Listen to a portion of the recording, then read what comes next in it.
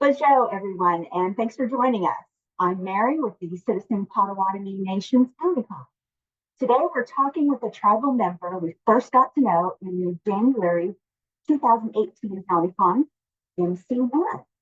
Marcus Guinn is the official DJ for the Oklahoma City Thunder and for Nike's N7 initiative. So, welcome, Marcus, and thanks for talking to us today. You got it. You got it. I'm honored to be here. We're happy to have you here. And tell us a little bit about yourself. Okay, well, so I'm 5'8" and 3/4. I got brown, kind of hazelish eyes sometimes, depending on the light. I don't know I never know what to say with about me. Do know that I'm a youth advocate, leadership advocate. I leverage my role in entertainment to speak to the lives of youth and try to bring hope. I just love music. I love music so much. I wish I could sing. Oh my gosh, if I could sing, I'd be too much. I'd be a problem. Well, how did you decide to pursue a career in music? A weird phenomenon took place when hip hop hit the West Coast.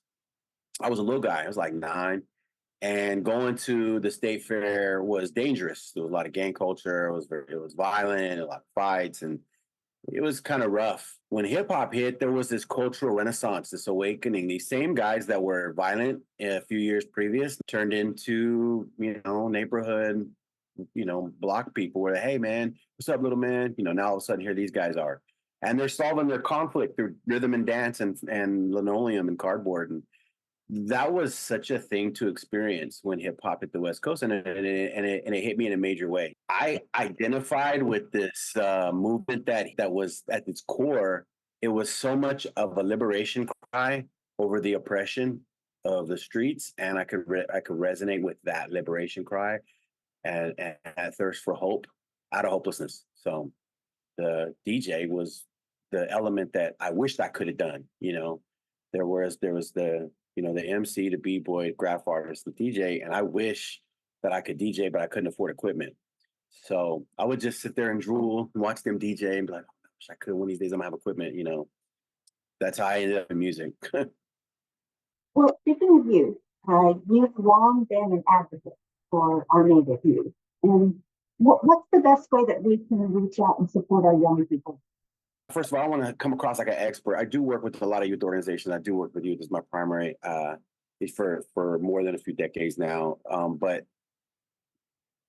these are things that just stand out to me. Is one, you want to listen to them instead of being first to speak. Let's hear from them first. Secondly, create space for failure. We have to give them places so that they can try and use their strengths. They have a fearlessness. We get older in our ways and we get a little more, rigid, and they still have the flexibility of youth. And so we need to allow them to use that flexibility. And this, I don't want to get anybody's, nerves here with this, but one of the biggest things is us as adults or grown-ups, if you will, we have to stop telling them that they're the future. As a real quick example, the music industry back in the day in its heyday was a $14 billion industry. 14 billion is a lot of money. 18 billion is what alcohol companies make on underage sales. So more than the entire music industry put together.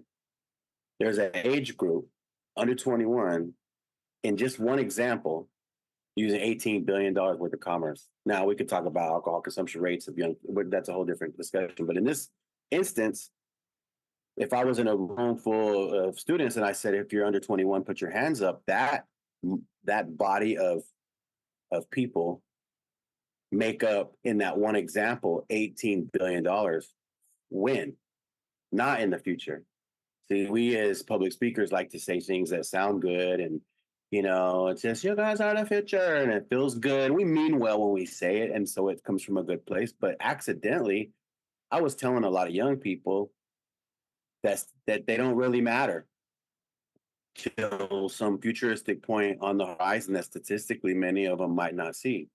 They're now. They're not just the future. They're right now. And by sewing into that and kind of revealing that to even them, they can rise in their power now. That's in a nutshell, that's what I would say. Right. And as a parent, that makes a lot of sense to kind of go ahead and give them the space to make some. Yeah. Well, you worked with Nike. You're rocking the N7 hat today. Now you're working with the Thunder. You've been to the White House. You have freestyled with Run DMC. What Wow. did 9-year-old Marcus think? The little guy would not be surprised. I don't want to sound crazy, but he would not be surprised by any of the stage stuff. I mean, some of it's surprising. Yeah, like we never expected to win an MTV Music Video Award, and specifically like in the NBA and the arena and all that. Those kind of things weren't maybe specifically thought about. But as a young kid, I always imagined myself on a big stage somewhere doing something. Like I always just saw that. So that young kid would probably be like, "Yeah, that's a no-brainer. It's what you imagine every day. It's what you think about before you go to sleep." So I don't know that little guy would necessarily be surprised by that part of it. I think what would surprise that little guy probably would be the fact that somehow he got here and navigated around the drugs and the addiction culture. My family, 360 degrees surrounded by addicts and alcoholics, and my grandmother had two kids by 15. My mom was pregnant at 13, had me at 14, and the cycle that comes with the dependency and addiction, and then add into that, California gang culture. Just, I think that would surprise the kid. Is like, hey, guess what? Someday, you're gonna be married for more than 2 decades. You're gonna have a kid, and you're gonna have a little family unit, and you're gonna have a home that doesn't have that in it that you came from. So though that element of success, I know a lot of times the stage and the platform is what people see, but for me, I have no business having a healthy home, not a perfect home, but we strive for healthy relationships here. And that would surprise probably that little guy more than anything. Like, hey man, when you grow up, we're not going to have what you deal with right here. We're going to stop all that to go forwards and create a new cycle of hope. That's what we're going to do. That would surprise that little guy probably more than the stages. Yeah, and it's the big stuff that matters, especially for kids. Yeah. Well, the Thunder just finished an incredible playoff run. They Woo! known for Yeah, we that. surprised people. We're early. We went from 10th to first in the West, like in one year. I mean, going from worst to first is a big deal. So yeah, I know we might not have finished like everybody. We all want. Not everybody can win the championship, but I mean, when we look at it, we had a really great season. A really outstanding season. And I think we hear every year about how incredible it is inside the Paycom Center. And that level of energy, the noise, the players remark on it. What do you do to help keep that energy going during the game? So I'll start off by saying I've had the privilege and luxury of getting to travel all around the world with my brother Taboo from the Black Eyed Peas, and I've got to see stages at some of the highest levels in the world.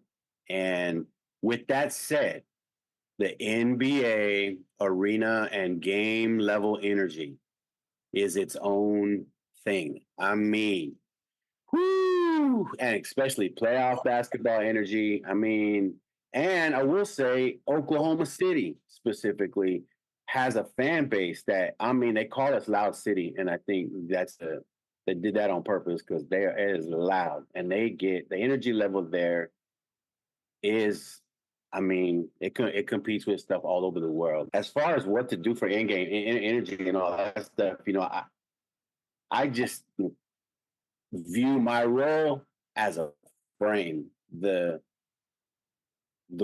beauty and the art is on the court and in the stands. The energy that the people bring and the energy that the players use to utilize their craft, those two forces we frame. So our job basically is to keep that energy focused and to help them with their energy.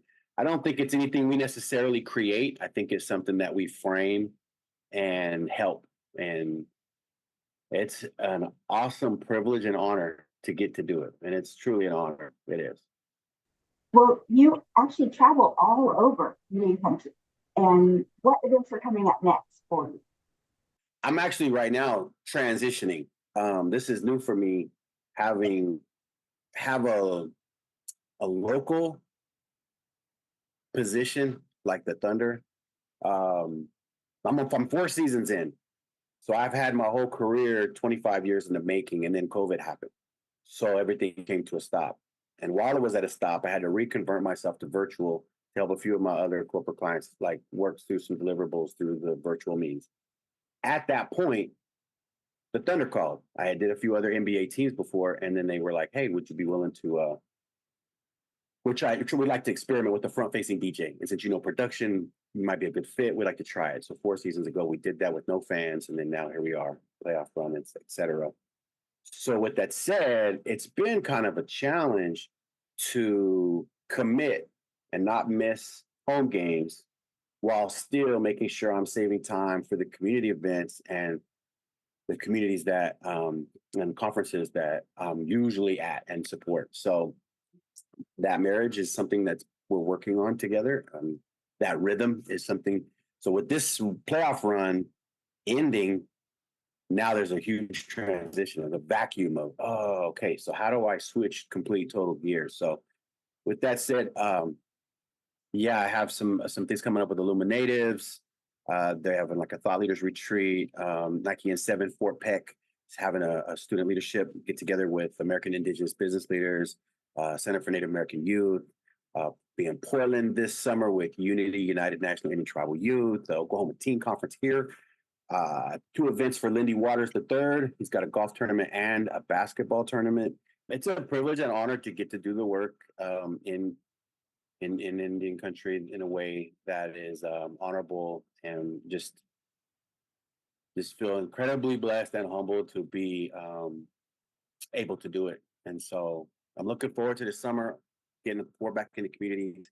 And thank you for letting me sit down with you and share some of this journey with you. I appreciate you letting me do that. Well, we have tribal members all over the country, so everybody keep a lookout. Emcee One may be coming to your town. We really appreciate your time today, Marcus, and we'll be sure to include your social media links with the video so everyone can follow along and see what you're up to next. So, miigwech for your time. Miigwech. Appreciate you. Thank you so much.